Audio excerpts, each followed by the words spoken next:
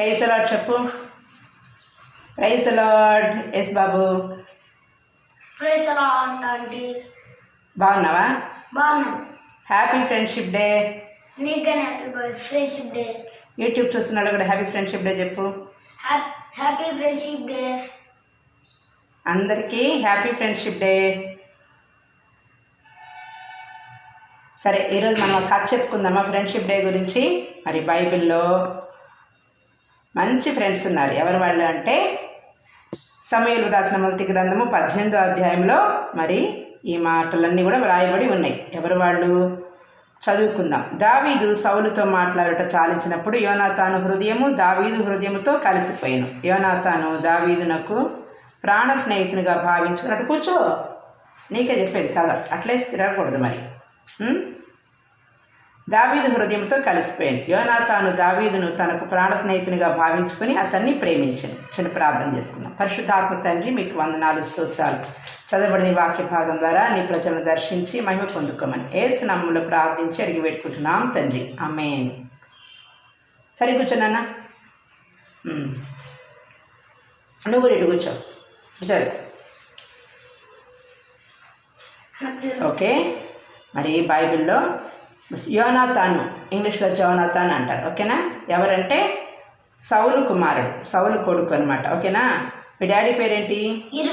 ఇర్మియా కొడుకు పేరేంటి? యేసు బాబు. ముగ్గురు పిల్లలు ఉన్నారు కదా, యశ్వంత్, యేసు బాబు, జేసన్. అట్లాగే మరి సౌలుకి ఒక కొడుకున్నాడు యోనాతాను. ఈ యోనాతానికి ఒక ఫ్రెండ్ ఉన్నాడు, అతని పేరేంటంటే దావీదు. అయితే వీళ్ళు ఎలాంటి ఫ్రెండ్స్ అంట? అందరు ఫ్రెండ్స్. మీరు కూడా చాలామంది ఫ్రెండ్స్ ఉన్నారా లేదా? ఉన్నారా? అయితే ఎక్కువ మంది ఫ్రెండ్స్ ఉంటే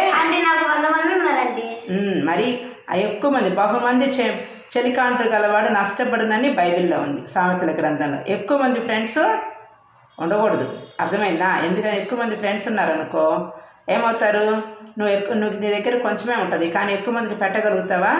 పెట్టలేవు. కానీ నిజమైన స్నేహితుడు ఉన్నాడంట, అర్థమైందా? నిజమైన అందరు మంచి ఫ్రెండ్స్ కాదు, అర్థమైందా? మరి మనం మంచి ఫ్రెండ్స్తోనే స్నేహం చేయాలి. చెడ్డ ఫ్రెండ్స్తో చేయొచ్చా? చేయకూడదు. కాబట్టి మన ఫ్రెండ్ వాళ్ళు, మనకున్న ఫ్రెండ్స్ మంచి వాళ్ళ కాదా అని మనము తెలుసుకోవాలి. దొంగ ఫ్రెండ్స్ ఉంటారు, నీ దగ్గర దొంగతనం చేసే వాళ్ళు ఉంటారు, అబద్ధాలు ఆడేవాళ్ళు ఉంటారు, అవునా?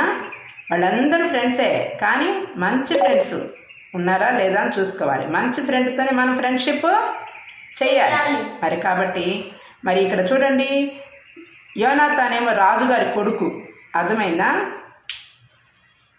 యోనాతాన్ ఎవరు?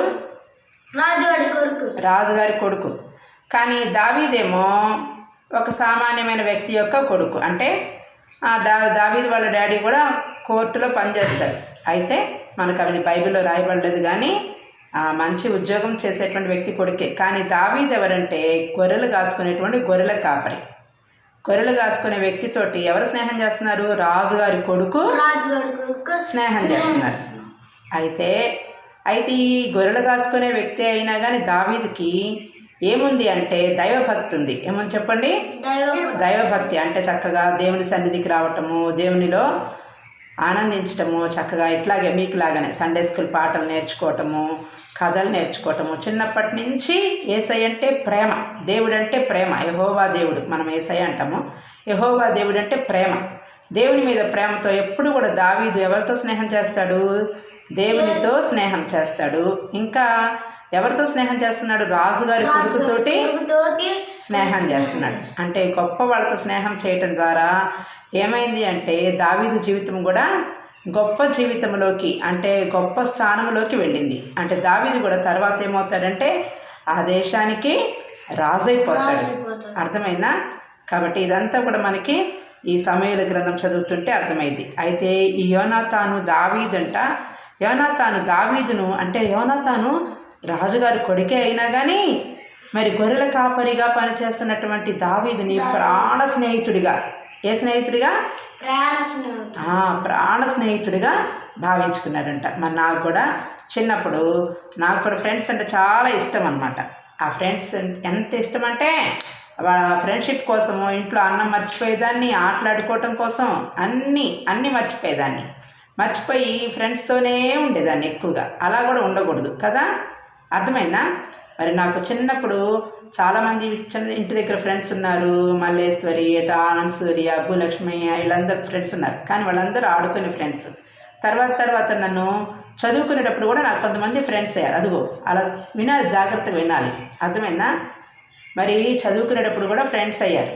చదువుకునేటప్పుడు ఒక ఫ్రెండ్ ఎవరు 7th క్లాస్ చదువుకునేటప్పుడు, అర్థమైందా? ఆమె ఏం చేస్తే ఒక ఆమె ఉంది, సుజాత. ఆ ఫ్రెండ్ ఏం చేసిందంటే నన్ను ఏసఐ దగ్గరికి సండే స్కూల్కి తీసుకెళ్ళింది, అర్థమైందా? మరి సండే స్కూల్కి తీసుకెళ్ళబట్టి ఆ ఫ్రెండ్ నన్ను ఇక్కడ సండే స్కూల్కి తీసుకురాబట్టి మరి నేను యేసు ప్రభు గురించి తెలుసుకున్నాను. నాకు మంచి స్నేహితురాలన్నమాట, అర్థమైందా? అయితే ఇప్పుడు చాలా దూరంలో ఉంది. కాబట్టి దూరంలో ఉన్నా కానీ మా స్నేహం ఎప్పుడు కలుసుకున్నా కూడా మేము ఒకేలాగా మాట్లాడుకుంటాం. ఆ తర్వాత నేను తనతో స్నేహం చేస్తూ తర్వాత హై స్కూల్కి వెళ్ళాను. హై స్కూల్కి వెళ్ళిన తర్వాత అక్కడ నాకు ఒక ఫ్రెండ్ పరిచయం. అక్కడ చాలామంది, నేను మా స్కూల్లో మా క్లాస్లో నేనే లీడర్ని అనమాట. బాగా కొంచెం చదువుతూ ఉండేవాడు. మా ఫ్రెండ్ కూడా బాగా చదివేది. తను ఫస్ట్ ర్యాంక్ వచ్చేది, నాకు సెకండ్ ర్యాంక్ వస్తూ ఉండేది. అయితే మరి నాకు ఎవరిని చూపించింది అంటే తను యేసు ప్రభువుని గురించి చెప్పి నన్ను సండే స్కూల్కి, నా వైపు చూడాలి, సండే స్కూల్కి నడిపించింది. తర్వాత చర్చికి నడిపించారు. చర్చికి నడిపించిన వాళ్ళు ఎవరంటే రాణక్కని. మరి 10th క్లాస్ అయిపోగానే చదవద్దని మా మమ్మీ డాడీ మానిపించారు. అయితే రాణక్క వాళ్ళ ఇంట్లో ప్రేయర్కి వెళ్ళాను. నేను ఒక స్కూల్లో టీచర్గా జాయిన్ అయ్యి రాణక్క వాళ్ళ ఇంట్లో ప్రేయర్కి వెళ్తే రాణక్క ఏం చేసిందంటే మరి చక్కగా నన్ను చర్చికి తీసుకెళ్ళింది. అంటే నన్ను చర్చికి తీసుకెళ్ళిన ఫ్రెండ్ ఎవరంటే రాణక్క. తర్వాత అక్కడికి వెళ్ళాక ఇంకో అక్క పరిచయం అయింది. ఎవరు అక్క అంటే రత్నావళి అక్క. మరి అక్క ఏం చేసిందంటే నన్ను చక్కగా పాటలు నేర్పించింది, యేసయ్య మాటలు నేర్పించింది. తర్వాత అక్కడ పాస్టర్ గారేమో నాకు, సుధాకర్ పాస్టర్ గారు, ఆయన నాకు రక్షణ వాక్యం చెప్పారు. మరి అక్కడ ఉన్నటువంటి బిడ్డలందరూ కూడా, వాళ్ళందరూ కూడా ఆంటీలు, వాళ్ళందరూ నాతో చక్కగా, పాస్టర్ గారు వాళ్ళ అమ్మాయి కూడా నాకు మంచిగా స్నేహంగా ఉంటా కొన్ని విషయాలు దేవుని గురించి చెప్తూ ఉండేది. అలాగా నేను ఉన్నప్పుడు మేము హై స్కూల్లో ఉన్నప్పుడు నాకు మా సుజాత ఫ్రెండ్తో పాటు ఇంకో ఫ్రెండ్ కూడా ఉండేది. ఆ ఫ్రెండ్ అంటే అప్పుడు నాకు అసలు ఇష్టం ఉండేది కాదు. అంటే ఎక్కువగా సరిగా అంటే తను హై స్కూల్లో నా మీద డామినేట్ చేస్తూ ఉండేది. కానీ ఆ తర్వాత నాకు 10th క్లాస్ అయిపోయిన తర్వాత ఇంటర్ చదువుతూ ఉన్నప్పుడు మా లైన్లోకి ఆ ఫ్రెండ్ అద్దెకి వచ్చిందనమాట. ఆమె పేరు ఏంటంటే లక్ష్మీరాజ్యం. ఏంటి? ఆంటీ అనాలి మీరు. కాబట్టి ఆ ఆంటీ ఏం చేస్తున్నారంటే ఇప్పుడు వెంకటకృష్ణాపురంలో దేవుని సేవ చేస్తున్నారు, అర్థమైందా? అయితే ఆ ఆంటీకి నేను వాక్యం చెప్పాను, మా స్నేహితురాలన్నమాట, అర్థమైందా? సో మాది మంచి ఫ్రెండ్షిప్ అనమాట. అంటే నా ఫ్రెండ్ కూడా నాకు వాక్యం చెప్పి నన్ను యేసయ్య దగ్గర తీసుకొచ్చింది. నేను ఇంకొక ఫ్రెండ్కి మా లైన్లోకి అద్దెకి రాగానే తనకేం చెప్పానంటే, స్కూల్లో ఉన్నప్పుడు చెప్పలా, ఎక్కడ చెప్పాను, మా లైన్లోకి అద్దెకి వచ్చిన ఆమెకి నేను వాక్యం చెప్పి చక్కగా కథలు చెప్పి ఆమెను యేసయ్య దగ్గరికి నడిపించాం, అర్థమైందా? అంటే చర్చికి నడిపించాం. కాబట్టి మనకు ఫ్రెండ్స్ ఎవరన్నా ఉన్నారంటే ఎక్కడ నడిపించాలి? వాళ్ళందరినీ మనం చర్చికి నడిపించాలి. చర్చికి నడిపిస్తే నిజంగా అదే నిజమైన ఫ్రెండ్షిప్. మనం ఇక్కడ మనమంతా ఎవరు అంటే ఫ్రెండ్స్ అనమాట, ఓకేనా? మరి మనం ఎవరి గురించి, మనకు నిజమైన ఫ్రెండ్ ఎవరు? యేసయ్య. మరి నిజమైన స్నేహితుడంట విడువక ప్రేమిస్తాడంట. ఎక్కడుంది అన్నమాట మనకి? చెప్పండి. నిజమైన స్నేహితుడు విడువక ప్రేమించు. కాబట్టి ఈ లోకల్లో ఉన్న ఫ్రెండ్స్ అందరూ ఏం చేస్తారంటే ఏదో ఒక రోజున అందరు మనతో ఉంటారా? ఇప్పుడైతే చిన్నపిల్లలు చక్కగా ఆడుకుంటున్నారు. మీకు నిజంగా మీకు మంచి మనసు అనమాట. మరి అలాగే బైబిల్లో కూడా మంచి మనసు కలిగినటువంటి వ్యక్తి దావీదు, యోనాతానులు. అట్లాగే ఈ ఫ్రెండ్స్ అందరూ ఎప్పుడో ఒకప్పుడు ఏం చేస్తారు, ఏదో ఒక టైంలో ఉద్యోగాలు వచ్చి కొంతమంది సేవలోకి వెళ్ళిపోయి, కొంతమంది, అర్థమైందా, పెళ్ళయి కొంతమంది విడిపోతూ ఉంటారు, అర్థమైందా? 10th క్లాస్ అయిపోగానే కొంతమంది ఫ్రెండ్స్ వెళ్ళిపోయారు. ఇంటర్లో కొంతమంది పరిచయం అయ్యారు. ఇంటర్మీడియట్ అయిపోగానే వాళ్ళు ఇంకో చోటకి వెళ్ళిపోయారు. మళ్ళీ డిగ్రీకి వెళ్ళిపోయాము, అక్కడ కొంతమంది ఫ్రెండ్స్ పరిచయం అయ్యారు, అక్కడ వాళ్ళు కూడా వెళ్ళిపోయారు, అర్థమైందా? మాస్టర్ డిగ్రీలో కూడా ఎవరో కొంతమంది పరిచయం అయ్యారు, కానీ పెద్దగా స్థిరంగా లేరు. కానీ స్థిరమైన స్నేహం ఎవరున్నారంటే ప్రతిరోజు మన దగ్గర యేసయ్య ఉంటాడు, అర్థమైందా? మనం యేసయ్య నమ్ముకుంటే యేసయ్య మనతోటే ఉంటాడు. కాబట్టి మాకు కూడా ఎక్కువ మంది ఫ్రెండ్స్ లేరు, కానీ ఉన్న ఒక్క ఫ్రెండ్ ఎవరంటే నాకు గుంటూరులో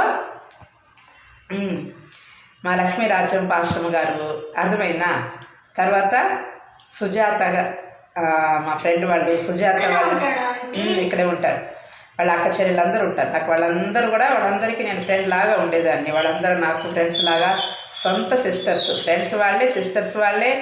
ఇంకా నా సొంత చెల్లెళ్ళు కూడా మరి చక్కగా మా అమ్మాజీ అయితే నాతో సొంత ఫ్రెండ్ లాగే ఉంటుంది అనమాట. అందరూ స్నేహంగా ఆనందంగా ఉంటాం. ఇక్కడ ఈ క్యాంపస్లో ఉన్న వాళ్ళందరూ కూడా మంచిగా స్నేహంగా ఉంటారు. అర్థమైందా? కాబట్టి ఎవరితోటైనా మనం ఏ బంధం గొప్పది? రక్త సంబంధం గొప్పదే. దానికన్నా కూడా స్నేహబంధం ఇంకా గొప్పది. కాబట్టి స్నేహం కోసం ఏం చేస్తారంటే ప్రాణాన్నైనా పెడతారు. ఉదయం మా పాప ఏముందంటే, మరి నా స్నేహం కోసం అమ్మ నా ఫ్రెండ్స్ అంటే నా ప్రాణాన్నైనా పెడతాను అంది నా పెద్దమ్మాయి. మా చిన్న పాప ఏముందంటే, అమ్మ నాకు ఎక్కువ మంది ఫ్రెండ్స్ వద్దు మా, ఎక్కువ మంది ఫ్రెండ్స్ ఉంటే ఎక్కువ కాంటాక్ట్స్, టైం అంతా వేస్ట్ అయిపోయింది. కాబట్టి నాకు ఎక్కువ మంది వద్దు, జస్ట్ సింపుల్గా ఏదో 1 or 2 మెంబర్స్ ఉంటే చాలు, అంతకన్నా ఎక్కువ వద్దు అని. మరి నిజమే, ఆ మాట కూడా నిజమే. ఎక్కువ మందితో స్నేహం చేస్తే మనకేమైపోయింది, టైం అంతా కూడా వాళ్ళతోనే గడుపుతాం. కానీ ఏసైతో గడపటానికి టైము ఉండకుండా చేసుకుంటాం. కాబట్టి మనము ఎప్పుడు కూడా ఎక్కువ మందితో స్నేహం చేయకూడదు, ఓకేనా? కొద్ది మందిలో కూడా నిజమైన స్నేహం ఎవరు, నిజమైన మంచి పిల్లలు ఎవరని, మంచి పిల్లలతోటే మనం స్నేహం చేయాలి. చెడ్డ పిల్లలతో మన స్నేహము చేయకూడదు. అర్థమైందా? మరి పూర్వకాలంలో మరి చదువుకునే పాఠాల్లో ఒక మాట ఉంటుంది అనమాట. మరి మనం ఎలా ఉండాలంట, గంధం చెట్టు అంటే తెలుసా? గంధం అంటే ఇక్కడ పూసుకుంటారు కదా ఫంక్షన్స్ అప్పుడు, మంచి వాసన వచ్చింది, సెంట్ లాగా ఉంటుంది వాసన, అవునా? ఆ గంధం చెట్టు చుట్టూతా సర్పాలు తిరుగుతూ ఉంటాయంట, పాములు. ఎందుకని? ఆ వాసనకి మొగల చెట్లు, గంధం చెట్ల వాసనకి వినాలి, మాట్లాడకూడదు. మరి తిరుగుతూ ఉంటాయంట. కానీ ఇటు జరుగు, నువ్వు కూడా కూర్చోండి, అటు ఇటు తిరగకూడదు, ఓకేనా? అయితే మరి గంధం చెట్లు చుట్టూ సర్పాలు తిరుగుతాయంట, ఓకేనా? ఎందుకని? గంధం వాసనకి. మరి సర్పం తిరిగినా కానీ సర్పం యొక్క విషం ఏది కూడా గంధం చెట్టులోకి వెళ్ళదంట. అట్లాగే నువ్వు మంచి వ్యక్తివైతే, నువ్వు మంచి ఫ్రెండ్ అయితే, అర్థమైందా? నువ్వు మంచివాడివైతే నీ చుట్టూ ఎంతమంది దుష్టులున్నా, అర్థమైందా, నీ వాసన వాళ్ళకి కానీ వాళ్ళల్లో ఉన్నటువంటి చెడు నీలోనికి రానే రాదు. Okay? May God bless you. Once again happy friendship day. Say happy friendship day. Happy friendship day అంటే ఓకే.